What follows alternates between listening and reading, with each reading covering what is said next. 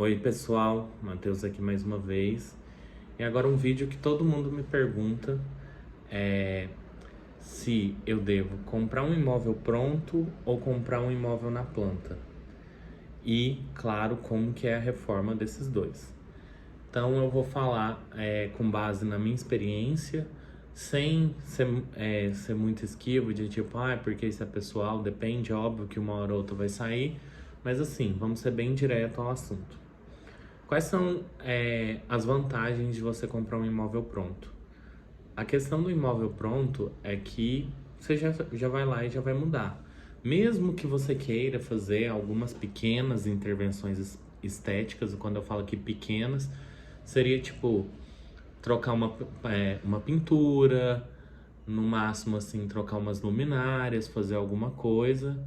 É, Essa é a vantagem, porque você não vai ter que fazer muita coisa no apartamento, você vai simplesmente ir lá e comprar e já mudar praticamente, do que você ter que fazer tudo do zero, ter que fazer um planejamento, ver qual que é a melhor coisa, ver a janela de oportunidade e o principal. Você vê o tanto que você pode gastar e o tanto que você gostaria de alguma coisa e às vezes seu bolso não dá quando você vai fazer uma reforma num apartamento que estava na planta ou que você acabou de receber. Eu, assim, pessoalmente, eu sou contra comprar apartamento pronto para reformar. Por quê? Porque geralmente você vai comprar um apartamento pronto para reformar velho. Eu digo velho aqui, assim, em São Paulo mesmo tem vários apartamentos dos anos 60, dos anos 70, inclusive eu moro num dos anos 70. E assim, gente, é uma caixa de surpresas. Toda hora acontece alguma coisa. Então, por exemplo, no meu apartamento aqui, teria que passar por uma manutenção geral. De tipo, por exemplo, eu mudei pra cá, eu queria colocar um cooktop de indução, porque no meu outro apartamento que eu vou mudar, ele não tem gás, porque ele tem 35 metros. Acho que é até uma regulação de São Paulo. E eu comprei um cooktop de indução, só que eu não me atentei, ou eu acredito que a maioria seja assim, os cooktops são 220. Então, quando eu fui colocar na cozinha, não tinha a fiação de 220. Então, eu tive que contratar um eletricista, botar uma canaleta para fora para poder puxar um fio, porque o chuveiro era 220, porque pode ser que no apartamento que você tenha nem tenha fiação 220 para poder colocar. E assim, a fiação é antiga. Eu já tive um outro apartamento que eu morei também, que eu até dividia, que era mais ou menos da mesma idade. Assim, a gente não podia ligar o chuveiro e a máquina de lavar ao mesmo tempo, porque o disjuntor desarmava. Quando você vai reformar um apartamento dessa idade, você não sabe qual é a estação que você vai encontrar das coisas. Então, assim, além disso da fiação, tem a questão de tubulação. Eu, por exemplo, no meu apartamento aqui tem uns azulejos estufados aqui, que é claramente que tem uma infiltração aqui em alguma parte de algum cano e que você vai ter que quebrar. E aí, quando você vai contratar um arquiteto, um engenheiro para fazer uma reforma, não existe a planta desse apartamento. Muitas vezes eles vão ter que fazer estudo, ficar quebrando pedacinho por pedacinho, vendo às vezes aquilo que você queria. Então, por exemplo, hoje é muito comum de você ter a cozinha aberta. E a maioria desses apartamentos é a cozinha fechada. Aí você não consegue abrir a cozinha porque tem é uma parede estrutural, ou tem um pilar ali, tem uma viga. E aí você acaba que se frustrando, você gasta muito mais também, porque por mais que seja muito caro reformar apartamento, isso eu vou falar também em outro vídeo mais pra frente, se você for fazer pouca intervenção, não vai sair tão caro. Agora sim, se você for fazer uma intervenção geral de tipo, olha, eu quero trocar piso, eu quero trocar as louças sanitárias, eu quero trocar pia, eu quero trocar os mármores das pias, assim, tipo, vai direto então para um apartamento que acabou de ser pronto. Por quê? Porque quando você compra esse apartamento antigo, pra você trocar uma fiação de uma casa inteira, eu chuto aí que é mais ou menos uns 60, 80 mil reais, tá? Porque você tem que quebrar tudo, você tem que trocar todos os fios, esses fios tão antigos, são fios finos, não estão acostumados com o padrão, dá sobrecarga numa coisa, você fica trocando disjuntor, fora que é muito perigoso acontecer qualquer coisa, de você colocar eletrodomésticos de última geração. Por exemplo, eu tenho aqui um cooktop, um forno, que também é micro-ondas, uma geladeira e uma máquina de lavar. Eu já tive o meu forno micro-ondas aqui queimado porque tava o chuveiro ligado e a máquina de lavar ligada e deu uma sobrecarga no micro-ondas e queimou. E eu tive a sorte é que ainda estava na garantia, a garantia trocou. Mas assim, se não tivesse, eu teria esse desgaste. O fato de você não saber o que está nessas paredes e o que às vezes você pode planejar de uma coisa sair totalmente diferente por causa que nem eu falei dessa parede ou dessa viga. Eu assim, não recomendo, a não ser que seja uma baita de uma oportunidade, que você saiba que você vai ter muita dor de cabeça. Fora que, tipo assim, tem outros pormenores também na questão de, tipo, quando você vai reformar um apartamento antigo, tem os vizinhos, e aí qualquer coisa os vizinhos reclamam, e aí é barulho, e é sujeira, e é. Tem vários condomínios que tem várias regras bizarras. Tem vez também no meu mesmo que estava novo, eles interditaram os elevadores para fazer um polimento e simplesmente não poderia subir nada durante 3 dias no prédio. Aqui pode acontecer a mesma coisa. Também tem uma outra coisa, apartamento antigo, os que têm elevador, os elevadores, os fossos são muito pequenos. Então, assim, tem muita coisa que não cabe. Eu, por exemplo, quando eu fui colocar o meu box aqui, que eu gosto daquele box baú, da cama, não coube no elevador. E, gente, eu moro no 10º andar. Então, assim, eu tive que pagar a pessoa que me ajudou a trazer aqui, que era o zelador do meu prédio antigo, e eu e ele subir com um box por 10 andares nas costas na escada, porque não entrava no elevador. E aí pode ocorrer com qualquer coisa. Por exemplo, outra coisa que a máquina de lavar não cabia na área da cozinha. Eu tive que mandar arrancar a porta e colocar a porta de novo só para entrar a máquina de lavar. Então, são várias coisas pequenas, fora o tanto de manutenção que dá, eu tenho várias coisas pingando que tem que trocar. Tudo precisa de uma manutenção. Esse apartamento aqui, o dono nunca deu uma manutenção a não ser pintar as paredes. Então, assim, eu acho que você vai gastar muito mais do que você realmente imagina. Esse é o primeiro ponto. Agora, as vantagens de se ter, além da questão que eu já falei, de você poder mudar se você for fazer uma intervenção fina. Se for um apartamento que ele tem marcenaria e você vai reaproveitar essa marcenaria, porque muitas dessas marcenarias são boas, assim, de tipo, você pode fazer uma pequena reforma nela, mas assim, é de madeira maciça, hoje é tudo MDF.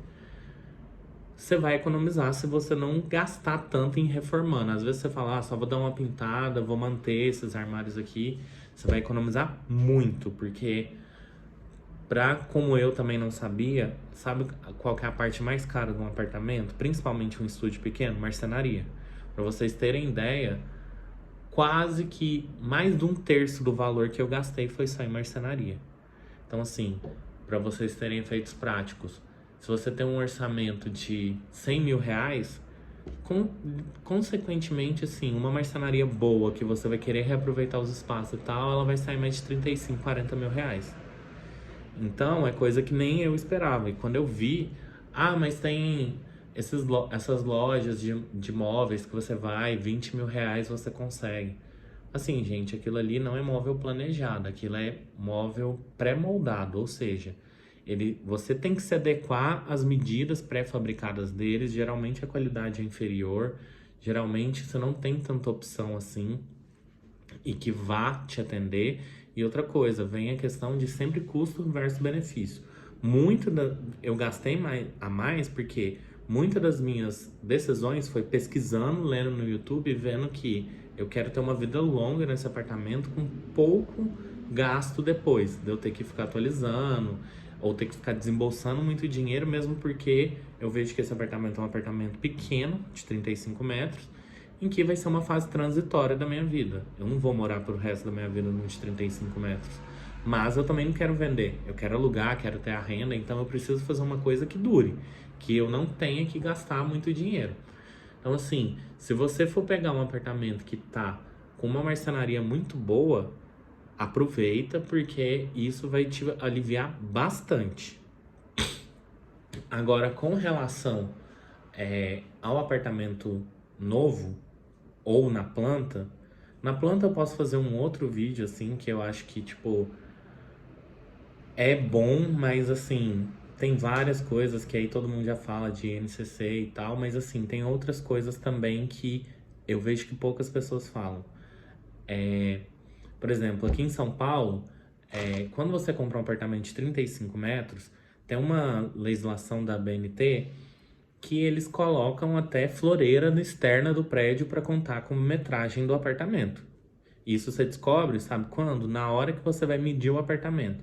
Então, assim, o meu apartamento eu comprei pagando por 35 metros.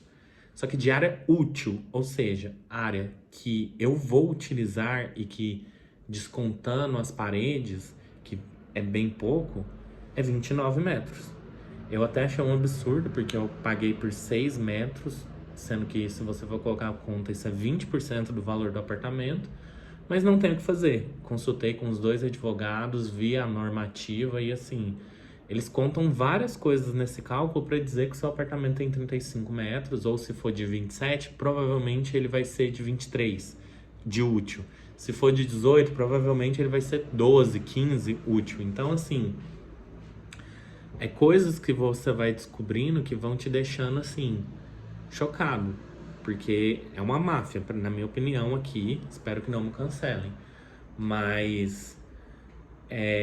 E aí também quando você mede dá diferença. E aí, por exemplo, pode dar uma diferença para mais ou para menos. Grande parte dos casos, de acordo com a minha arquiteta, é para menos. Eu dei sorte que deu um pouquinho para mais. E aí, às vezes, o que você planejou de ter é menor ainda. Então, assim, você vai ter que fazer outras mudanças, você vai ter que colocar. E o gasto é muito grande, tá? Porque, assim, até no apartamento que eu tô, tem outras pessoas ali que compraram e falaram: olha, o contrapiso não foi de qualidade. Tem um mês que eu coloquei o meu piso e já tá rachando alguns pisos. E aí foi descobrir que colocaram embaixo do contrapiso uma manta de plástico. E essa manta de plástico fica se movimentando, ainda mais com o toque, com o calor, com essas coisas. E aí com isso vai causando uma trepidação, o piso não aguenta e racha. Então, são coisas também que, tipo, que aí é o que eu quero falar de, tipo, pesquisa a reputação da construtora, ver, por exemplo, eu tava muito mais focado na planta, ou seja, no layout que tinha um apartamento, porque assim, você vê apartamentos muito pequenos, mas com os layouts não muito funcionais, um layout totalmente aberto, e assim, eu queria ter um apartamento que cabesse no meu bolso. Óbvio que eu não estava desejando um apartamento de 35 metros, queria muito mais, queria ter um quarto para receber meus pais e essas coisas, mas foi o que coube. E eu queria um apartamento que ele tivesse separação do quarto e da sala. Isso pra mim era prerrogativa, porque eu já morei em estúdio aberto. E assim, é muito difícil, você vai receber gente, você sempre tem que deixar a cama arrumada. Vira e mexe aquilo ali, tipo assim, pelo menos pra mim, me dá uma sensação de que aonde eu durmo, aonde eu trabalho, aonde eu faço minhas refeições, é tudo no mesmo lugar, então vai te dando um cansaço mental. Então eu precisava dessa separação, fora que chega gente aí, por exemplo, por mais que você tenha um sofá, as pessoas querem deitar na sua cama, e a pessoa, tipo, anda na rua o dia inteiro, pegou um metrô pra ir na sua casa, chega lá, vai deitar em cima da sua cama. Sou bem chato nesse ponto. Então pra mim isso era prerrogativa. Outra prerrogativa também era que eu pretendo sair dele, mas assim, eu quero viver por um bom tempo nele. Então, possivelmente, como eu trabalho muito longe, eu queria ter uma vaga de carro. E 90% dos apartamentos pequenos não tem vaga de carro. Então, tem um outro também, um outro pormenor aí, que eu posso falar mais pra frente. Então, assim, eu foquei muito na planta. A construtora em si, ela era nova, mas tinha alguns prédios de renome que eu vi, não tinha muita não tinha, eu acho que nenhuma reclamação, se tinha era muito poucas no Reclame Aqui, mas assim, óbvio que teve um agravante da pandemia, que os materiais subiram muito, teve todas essas coisas, e eu tenho certeza que para baratear custo e todas essas coisas, a construtora acabou tomando decisões que comprometeram a qualidade, mas assim, se você for comprar um apartamento na planta, verifica muito a reputação da construtora, verifica muito a questão do bairro que você tá, como que é lá à noite, como que tá a vizinhança, como que é o layout, se principalmente que eu vejo gente não prestando atenção nisso, compra um apartamento, o apartamento ele é de paredes estruturais, ou seja, o que que é uma parede estrutural? Que ela tem uma viga e ela que segura a estrutura do prédio. Você não pode mexer, você não pode furar. Se tem uma tomada que tem que ser ali, você não pode colocar 1 centímetro ela pro lado, porque foi calculado para ela ficar ali. E eu já vi gente que, tipo, super feliz comprou um apartamento ali na Bela Vista, quando foi ver não poderia fazer uma mudança no layout, porque era tudo parede estrutural. Então, por exemplo, o meu é paredes estruturais tudo em volta, mas dentro dele tem algumas separações que é tudo de drywall. Eu poderia quebrar tudo dentro dele e deixar só o apartamento em volta, que eu conseguiria colocar até uma parede no meio se eu quisesse. Então, assim, analisem muito isso de tipo, se é parede estrutural, reputação da construtora. Também faça uma previsão, tá, de preços, que eu acho que é uma coisa muito importante que eu não fiz e eu acabei, assim, me endividando de uma forma que eu não queria, porque eu tinha uma ideia muito assim de que, tipo, eu quero fazer isso, isso e isso, ou seja, eu falei, eu vou colocar o piso, porque geralmente apartamento na planta, só para explicar para vocês, não vem nada. Vem uma pia, vem piso, geralmente só nas áreas molhadas. E o que são as áreas molhadas? A área do box e a área da varanda. Se tiver varanda, né? Geralmente tem uma, mesmo que seja uma varanda mínima, mas tem, e só. Piso na sala não veio, piso no quarto não veio. Às vezes vem forro de gesso, o meu só veio forro de gesso na sala, no quarto não veio. Aí veio na varanda também. Então, assim, eu falei, olha, eu quero botar um piso, eu quero... Eu não gostei da pia que tava lá, do mármore que tava lá, porque eu não queria o granito, mas se você for colocar, continuar com ele, acho que vale, mas é porque eu queria uma bancada maior. E aí eu quis fazer uma mudança de layout. Eu troquei os mármores, troquei, consequentemente, coloquei pia, coloquei novos metais e fiz uma parte elétrica porque precisava, porque não vem luz nenhuma no apartamento, tá? Quis tirar a porta, aí se você tirar a porta da varanda, você tem que nivelar o piso, porque geralmente vem com rebaixo, e aí você tem que nivelar, colocar aquele piso ali. E aí no banheiro também eu quis trocar o piso, e aí tem que fazer um novo contrapiso, uma nova impermeabilização para poder trocar. Então assim, a missa vai ficando tão comprida, quando você for ver de tipo assim, eu não tenho medo de falar valores, tanto que o meu canal foi para isso mesmo, para alertar as pessoas. E eu vejo algumas arquitetas fazendo isso, como a Mariana lá do Loft 7, tem também a Emira, que ela é de Brasília, eu esqueci até o canal dela, mas elas também falam. Mas assim, quando eu fui fazer meu apartamento, eu tinha uma ideia de que, assim, uns 50, 60 mil reais, porque, gente, pra eu ganhar juntar 60 mil reais, é uma coisa, assim, surreal. E eu dei sorte que, tipo, teve a pandemia e eu larguei meu apartamento aqui o apartamento que eu alugava em São Paulo, fiquei morando no interior com meus pais por praticamente 2 anos, então não paguei aluguel, não paguei comida, fiquei juntando bastante dinheiro do meu salário. Eu tinha a ideia de que, tipo, no máximo 60 mil reais eu vou gastar em tudo e acabou. Gente, para começar a fazer o empreiteiro, que ele fazia toda essa parte de demolir, colocar piso, parte elétrica, parte hidráulica, ele fazia tudo. O que ele não fazia, isso eu tô falando só de mão de obra, porque piso eu tive que comprar, tinta eu tive que comprar, mas sim, o grosso, a execução do negócio. Ele fazia tudo. As únicas coisas que ele não fazia era a parte de colocar rodapé, que aí foi 500 reais esse pressador para colocar rodapé. E eu acho que só, assim, de grosso mesmo, porque o resto ele fazia tudo, tudo, tudo. Ele me cobrou 45 mil reais. Agora imagina, eu com 60 mil, imaginando que, tipo, só pra fazer... mas é muito caro, não sei o que. Concordo.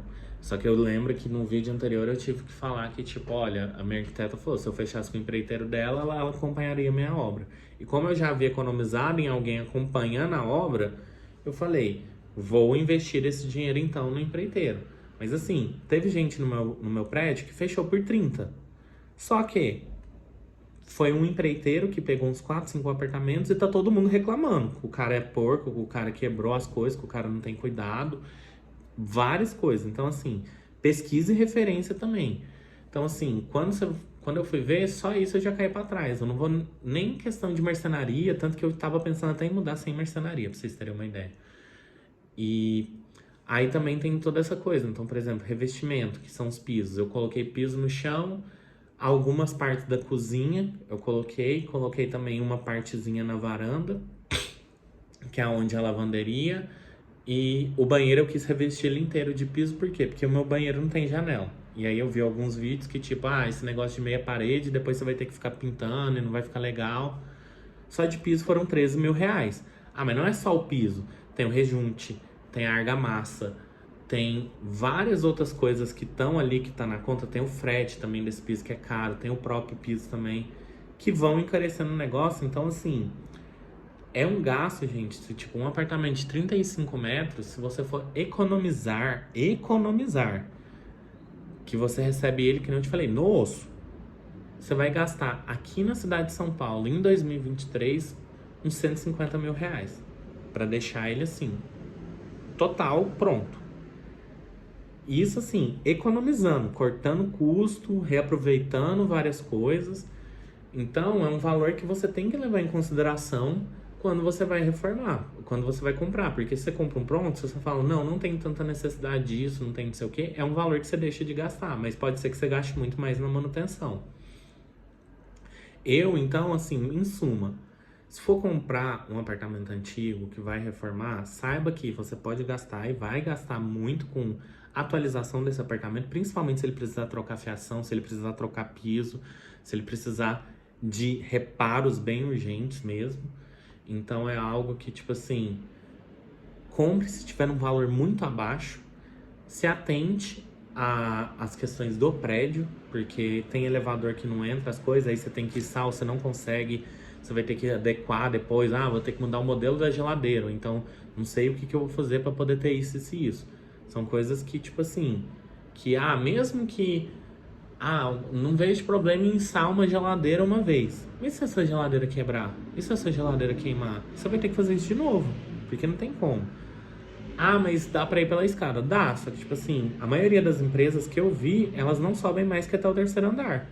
Você vai ter que contratar alguém ou você vai ter que subir. Fora que se você subir, pisar em falso ali, cai uma geladeira, sai rolando tudo ali e quebra. Então, são coisas que você tem que analisar. Se for comprar um apartamento novo, que acabou de entregar pela consultora, ou na planta, se atente a essas coisas. O que está no meu memorial descritivo? O que eu realmente vou fazer? O que eu realmente tenho de orçamento para poder gastar? Qual que seria o meu mínimo? Qual que seria o meu máximo? Um arquiteto te ajuda nisso a precificar as coisas. Mas não vai fugir muito disso, entendeu? Não vai fugir. Não adianta você falar assim, com 50 mil eu vou conseguir. Vai, mas sem marcenaria e só passando um batom no apartamento. Então, são coisas que, aí é que nem eu te falei, depende das duas situações. Se você tá ciente que você pode gastar muito mais com uma reforma num apartamento antigo, mas você tá comprando ele muito barato e por uma metragem muito maior, vale a pena. Só que tem todos esses pormenores que eu falei, de tipo atualização, espaço de elevador, todas essas coisas. Agora, você vai comprar um apartamento novo em que ele vai demandar as coisas, mas você vai poder também fazer do seu jeito, do piso que você quer, da cor que você quer, mas vai gastar também um bom dinheiro, não tanto igual o outro, porque fica muito mais caro se você for quebrar um apartamento inteiro e depois reformar, porque você vai ter que fazer várias atualizações, mas também tem aquela coisa, um imóvel recém-entregue pela consultora, ele é bem mais caro que um antigo sem atualização. Vê qual que é a sua situação, mas assim, se planeje. Pra mim essa é a principal palavra, se planeje, porque mesmo quando você compra, vamos colocar aqui um apartamento de 200 mil reais. Você vai comprar um apartamento de 200 mil. Quanto você tem pra reformar? 50. Só que ele não fica só em 200, tá, gente? Ainda mais se você for financiar que nem eu. Pra financiar, você vai gastar muito, porque tem taxa de avaliação de imóvel, tem taxa disso, tem taxa daquilo. Você vai ter que pagar. Além disso, para passar para o seu nome, tem ITBI, tem registro em cartório, que isso geralmente sim.